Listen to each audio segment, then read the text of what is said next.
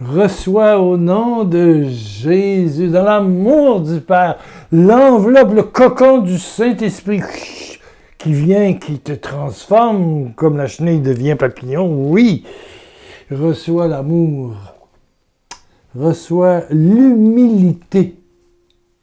L'humilité, c'est le chemin qui ouvre à toute grâce, au renouvellement de vie, au véritable amour. L'arrogance, l'orgueil, la prétention conduit à la ruine. Ouh! Ben parlons-en, si le sujet t'intéresse, reste là au moins une dizaine de minutes pour que tu puisses être renseigné. Bon, qu'est-ce que dit la Bible, la parole de Dieu, qui est le livre, le manuel du fabricant? Bon, il y a dans l'Ancien Testament un proverbe très intéressant, le proverbe 15-33, qui dit que l'humilité précède la gloire. L'humilité précède la gloire. En version originale de Chouraki, c'est face à la gloire, l'humilité. Tu veux recevoir la gloire, l'humilité. Le chemin, c'est le chemin de la pauvreté, de la petitesse. C'est la première béatitude. Bienheureux ceux qui se savent pauvres en eux-mêmes, limités, paumés, voilà, nuls. Eh bien, le royaume se manifeste. Le royaume se manifeste. Oui. Bon. L'exemple, il y a quelqu'un ici qui m'écrit qui s'appelle Nikki. Elle veut que je l'appelle Nikki, elle va se reconnaître. Elle demande c'est quoi la pauvreté, mais elle dit que veut dire humilité dans le quotidien de nos vies, famille, couple, amis, etc. Peux-tu donner un exemple? Bon. J'en ai pas 50, il est arrivé à une circonstance il y a une douzaine d'années. J'étais invité à la croisade de la paix organisée par Radio Espoir à Abidjan. Une grande croisade qui allait nous conduire dans 25-30 villes, les grandes villes du pays, avant les élections parce qu'il y avait odeur de guerre et puis la tension montait. Alors Radio Espoir, qui est une radio chrétienne, voulait apporter un message. Donc, ils invitent Pierre Lacroix. Je fais le voyage, Québec-Montréal, premier avion. J'attends à Montréal, fatiguant. Je fais Montréal-Paris. Il faut encore attendre du matin jusqu'au début de l'après-midi pour arriver en soirée sur Abidjan. Bon, je vous avoue, il y a 12 ans, j'avais déjà 64 ans. Bon, voilà. Non, j'ai 78 en 2011. 26, il y a 15 ans. Bon, j'avais 63, c'est ça, 63 ans. Bon, alors en arrivant tout de suite, le micro en direct de Radio Espoir, comment allez-vous? Je dis, je suis fatigué. J'ai bien hâte d'aller me reposer. Bon, alors, je l'entends dire, Pierre Lacroix va bien, il va vous parler dans quelques minutes. J'ai dit, comment vous parlez? Il n'est pas question de passer à la radio ou de... Mais là, la ville était fébrile, tout le monde attendait Pierre Lacroix. Donc, finalement, il y a une voiture qui est partie avec mes valises, je n'avais plus rien. Et puis une autre voiture est partie en clignotant à 100 km à l'heure, bien que l'aéroport n'est pas très loin de Radio Espoir. Peu importe, ça a pris 20-25 minutes. Et je suis arrivé dans un studio où il y avait l'orchestre, il y avait le berger de la ville, le responsable, un berger d'un groupe de prière. Il était au moins 30 dans le studio. Alors, il m'assoit, il met un micro devant moi et il commence à dire, j'ai essayé de me rappeler, je l'ai noté. « Oh, Monsieur Lacroix, bienvenue, homme de Dieu, apôtre de l'Éternel, disciple de la paix, artisan de paix, conférencier mondial. » Là, j'ai dit arrêtez. Là, j'en avais plein le chapeau. Un mondial, non, non, non, non, non, non. J'ai fait des pays francophones, beaucoup de pays francophones. Oui, bon, 12, 15, 20, je sais pas, j'en ai fait beaucoup, les pays francophones d'Europe, certaines fois dans des pays, l'Allemagne, je suis allé, bon, et d'autres places, là, je veux dire, les Antilles, les États-Unis, New York, etc. Bon, mais j'en... Bon, mondial, whoop-là. Alors, j'ai dit, excusez-moi, je ne suis pas un conférencier de renommée internationale dans la francophonie, assez connu. Là, il m'écoutait, me regardait, puis j'ai dit, homme de Dieu, vous ne trouvez pas que vous en mettez beaucoup? Je suis un pauvre pécheur, sincèrement, et un serviteur, point. Un serviteur inutile. Ha, ha, ha! Tout le monde rit, il a de l'air content, je sais pas pourquoi. Bon, il continue. Oh, serviteur de l'Éternel, image de la Vierge. Ah là, il en mettait. Oh! Pourquoi est-ce qu'il s'énerve tant que ça avec des titres que je n'ai pas? Alors, j'ai commencé à dire, arrêtez. Je dois avouer, hein, je dis pas, je dois avouer que il m'arrive de mentir. Il me regarde. Il m'arrive de regarder impurement les jolies femmes. Oui. D'envier des hommes qui sont plus jeunes et plus beaux et costauds. Moi, je vieillis, là, je les envie. Je suis un homme jaloux, envieux, orgueilleux, impur. Oui. Alors là, il recommence encore. Mon Dieu. Charismatique de grand renom, charismatique puissant, choyé unique de l'Éternel, béni miraculeux. Là, je dis, oh, ça suffit. Je dis, excusez-moi, là, ça marche pas. Ça marche pas, là. Je sais pas qui vous avez invité, mais c'est pas moi. Non. Il y a des gens qui m'ont fait mal, puis j'ai rêvé que j'allais les tuer. Je suis en quelque part un tueur en devenir. Pas aujourd'hui, mais peut-être demain. Ben oui. Je suis un tueur. Je suis un voleur. Ben, pas aujourd'hui, mais demain, qui sait? Oui! Je suis un violent. Une fois, là, je me suis battu dans ma vie parce que il y avait j'étais avec ma petite copine et il y avait un gars qui était bourré en arrière, qui avait pris l'épaule de ma petite chérie Micheline qu'elle s'appelait Micheline. Et puis je m'étais retourné, puis j'y avais fracturé le nez. Sans vraiment le vouloir, mais en tout cas, bon, j'étais assez combatif au sport, mais dire me battre pour me battre, non. Cette fois-là, il y a eu du sang parce que j'ai remonté le nez. Bon, ben, c'est tout.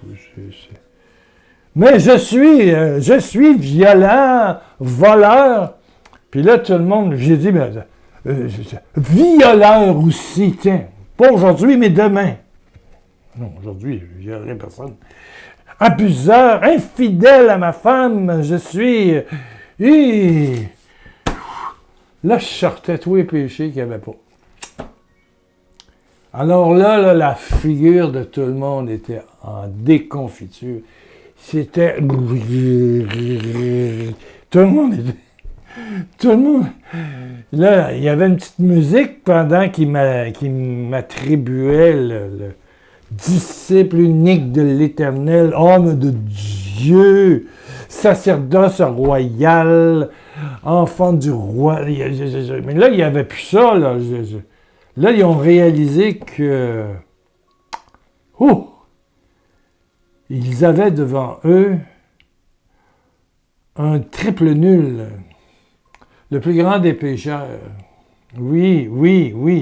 Et c'est ce que je leur ai dit, vous avez devant vous le plus grand des pécheurs. Ben voilà. Alors là, il y a eu un silence dans le studio de Radio Espoir. Et tous ceux qui m'entendent en Côte d'Ivoire, vous êtes peut-être plus en Côte d'Ivoire, vous êtes peut-être au Canada ou en France, mais vous vous souvenez de ce mois de, je ne sais pas, mois d'août 2011, dans ce coin-là, juste avant la guerre. 2010-2011. La croisade de la paix de Radio Espoir. Bon. Vous m'avez entendu. Mais là, il y a eu un silence radio de 30, 40, 50, une minute. Pas un mot. On aurait entendu l'aile d'une mouche tomber. Pas une mouche volée. L'aile d'une mouche tombée. C'était un silence. Moi, j'étais content. J'ai dit, ils ont compris. Ils ont compris. Ils ont compris. En plus, je devais aller me reposer et il me tire de force devant un micro. Oh là. Là, c'est mon orgueil. Oui. J'aime pas me faire manipuler comme ça, mais c'est pas grave. En tout cas, je jouais le jeu, mais j'ai joué le jeu. C'est pas vrai que j'ai tous ces titres-là. Non. Moi, je sais que je suis pauvre. Bienheureux ceux qui se savent pauvres. Je le sais que je suis pauvre. Bon, j'ai dit des choses que j'ai pas fait. Que je ferai probablement jamais, mais qui sait ce que demain nous réserve. Quand un homme souffre, ou une femme souffre, il peut perdre le contrôle de son intelligence, du cœur ou de l'âme. La souffrance amène des gestes, des fois, incroyables. Bon. Mais peut-être que je l'ai pensé. Bon. Alors, tout à coup, je vois le berger. Il y avait un jeune berger qui était probablement bêté. C'est carré, une figure un peu carrée. Là. Qui dit « Ah! Je le sais. » Là, tout le monde le regarde. Il dit « L'humilité précède la gloire. » Et là, les musiciens, avec 4-5 musiciens, la batterie. Tout le monde crie Alléluia, Alléluia, Alléluia. L'humilité précède la gloire. Non, mais sinon, je suis allé très fort. Oui, je suis allé très, très fort. Là, ils étaient contents. Ils ont dit, nous allons avoir une croisade miraculeuse. Nous avons devant nous. Mais je les avais eus, tout le monde. Hein. Ils étaient ficelés, attachés. Dans la première épître de Pierre au chapitre 5, au verset 5-6, Dieu accorde sa grâce, son chérissement aux petits, mais il élève les petits, mais écrase les orgueilleux. La refuse aux orgueilleux. Ben, c'est ça. Cette croisade fut extraordinaire. Oui. Elle m'a coûté des paroles que... Oh, j'ai dit des choses là, ça n'a pas de bon sens. Je vous le résume, là, mais il y en a d'autres qui me reviennent. L'histoire a duré presque 5 à 10 minutes, là. J'arrêtais pas d'en mettre tout ce que je voyais, là. J'aidais... À cette époque, je m'occupais beaucoup des marginaux. J'allais en prison. Il y a quelqu'un qui m'a avoué avoir tué 13 personnes. Il payait pour une, mais il avait tué 12 autres. Et je me demande si j'ai pas dit, ouais, j'ai dû tuer 13 personnes. Au fond, ce que Serge m'avait confié dans une visite que j'avais faite, je disais, ben moi aussi, je peux le faire. Pourquoi pas? Pourquoi pas? Quand l'homme souffre, il peut faire des choses épouvantables. Et je parle de la femme aussi. On peut être d'une extrême violence. On peut être vraiment là-haut, dépasser les acquis. Même quelqu'un qui était bien éduqué, qui est chrétien. Oh, la souffrance. Le rejet, la souffrance. Oh oui, quelqu'un qui t'écrase, qui te manipule. Quand tu es manipulé par un ou une narcissique, un narcissique pervers, là, avec tu te vois égorgé, là, violé dans l'âme. Tu peux faire des gestes très, très, très, très violents. Ben, la pauvreté, c'est de croire qu'on peut faire ce que les autres font. Que demain, avec un peu de souffrance, oh oui, avec quelqu'un qui te trahit. Moi, je suis très, très, très, très conscient. On dit que Jésus a porté les péchés de l'humanité. Ben, moi aussi, en quelque part, j'ai dans ma chair, dans ma peau, dans ma tête, tout ce que je peux reprocher aux autres, tout ce que je trouve laid. Laid. Il suffit d'écouter les nouvelles, il y a des guerres partout, mais on parle toujours de mort et de guerre. Tout le temps, tout le temps, tout le temps, tout le temps. C'est sans arrêt. Sans arrêt, c'est de la violence, prison, on arrête, on bombarde, on fait ci, on fait ci, on fait ça. Il y en a partout, on vole. Mais demain, je peux. Oui? Oui. Pas aujourd'hui, mais demain. Et je vous prie de me croire que celui qui vous parle aujourd'hui est fragile. Je suis fragile, fragile. J'ai connu des périodes de souffrance où j'aurais pu être violent. Oui. Mieux c'était de ma femme et de quelques amis proches. Des amis fidèles. Ah ouais. Oui, oui. Si j'ai risqué ma vie pour la parole de Dieu, quand je souffre, c'est possible que je peux risquer ma vie dans des gestes de violence. C'est ça que les gens se disaient. Puis à la croix, il est capable de... Il y a de l'audace, oui, mais il peut y avoir de l'audace de l'autre côté aussi. Je disais, oui, c'est vrai, probablement. Alors, Niki, qu'est-ce que l'humilité? Ah. C'est de se savoir enfant de Dieu, mais enfant de Dieu d'une grande fragilité. Et voilà pourquoi c'est si beau, et que Jésus lave les pieds même de Judas, de Pierre, l'arrogant, qui dit que moi, j'irai en prison. Il lave les pieds de tout le monde. Il sait que tout le monde peut renier. Tout le monde le renier quand il a été arrêté. Ils sont tous partis. Ils sont allés se cacher. La Pentecôte va tout changer, bien sûr. Mais la fragilité, on est fragile. On est fragile. Oh oui. Oh oui. Je suis en forme aujourd'hui. Bon, je sais pas, 7,5 sur 10. Ouais. Mais demain, peut-être que je retourne à l'hôpital. Peut-être que demain, la fragilité incroyable de l'être humain. Mais avec un Dieu qui accorde sa grâce aux fragiles. Donc, si tu es fragile, dis merci Seigneur pour ma fragilité. Merci pour ma pauvreté. Merci pour ce qui me rend petit, nul. Merci. Parce que tout cela est réceptacle de ta gloire. Je te reçois dans ma faiblesse, je te reçois dans ma souffrance, je te reçois dans mes peurs. Dieu vient habiter dans nos pauvretés. Le royaume est déjà là quand tu te sais pauvre, parce qu'il habite dans tes pauvretés. Dis merci pour tes pauvretés. Et tu verras la gloire de Dieu se manifester. Et elle se manifeste maintenant. Si vous avez 20 minutes, allez voir sur YouTube. Tabor du 8 mai. J'y donne une conférence. Je pense qu'il vous présente juste la conférence d'ailleurs, qui dure 22 minutes. Voilà. C'est le même temps que cette émission. Voilà. Vous allez aimer ça. C'est la première fois que j'enseigne sur la chenille. Talia Tolomoto Son Takalia. Et le Saint-Esprit. Oui, reçois dans ta pauvreté. Dis-le, je reçois. Écris-le en bas.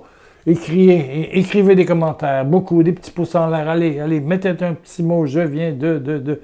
Oui, Père, dans la pauvreté de mon ami, dans ma pauvreté, je te reçois. Père, je te reçois dans mes pauvretés. Là où je suis faible, vulnérable, paumé, je te reçois, Père. Je consens ce que tu habites mes pauvretés. Maintenant, quelqu'un guéri dans l'œil gauche.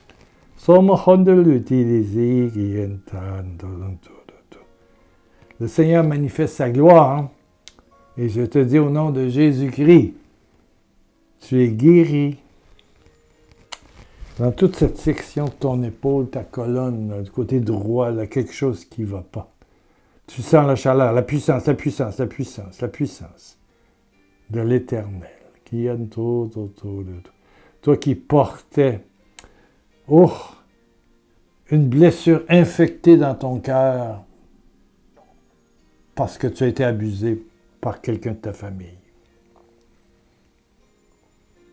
Reçois dans ta pauvreté l'immensité du don de Dieu. Reçois le don de Dieu. Reçois le don de Dieu. Reçois le don de Dieu. T'as honte de cette blessure. Elle est pourtant réceptacle du don de Dieu. Si tu savais le don de Dieu, reçois le don de Dieu. Le don de Dieu. Le don de Dieu. Au nom de Jésus-Christ ressuscité. Amen, amen, amen. On se retrouve dans le cours de la semaine, mardi, mercredi. Un gros milliard et demi de bisous de Jésus de là où tu souffres, dans ce qui te rend le plus humble. Ouais.